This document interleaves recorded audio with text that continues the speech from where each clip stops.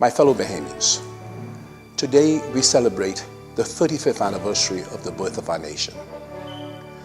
I am moved by the spirit of patriotism shown in the display of our colors, black, gold, and aquamarine throughout our country.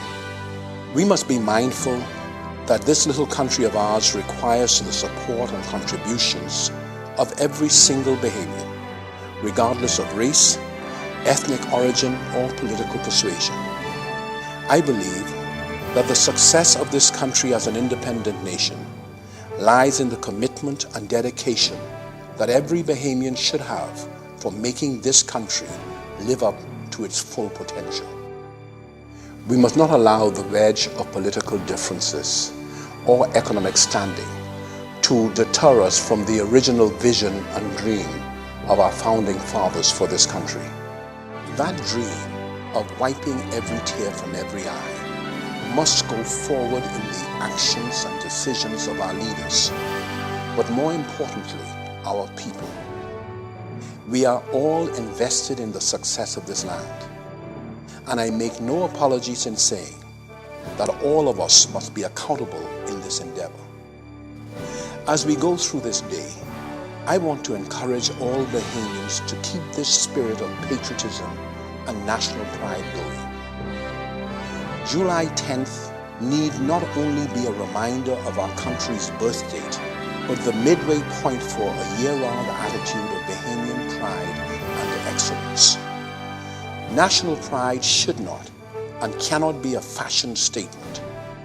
It must be a way of life that every man, woman, and child called Bahamian must grasp and hold tight. I love this country dearly, as many of you do. Our country is at a critical time in its history, and we must all bear our share of the burden to make things better. As a servant of the public, I can assure you that my daily goal is to work for the betterment of this country. That should be everyone's goal as Bahamians. Our country is coming of age, but there is still a ways to go towards the promise of a brighter day for all Bahamians, and we must never forget this shared responsibility.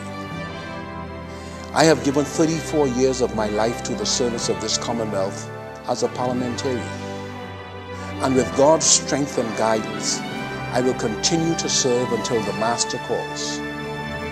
I invite every one of you to become owners of this great Bahamian dream. We must not forget, and we must not turn back. It is particularly important for us to remember that at this time, if we are to live up to the challenge set forth in 1973. So my fellow Bahamians, on this wonderful day some 35 years after the birth of our nation, I wish all of you a wonderful Independence Day, a safe Independence Day, and therefore it is for me to say, Happy Independence Day, Bahamas.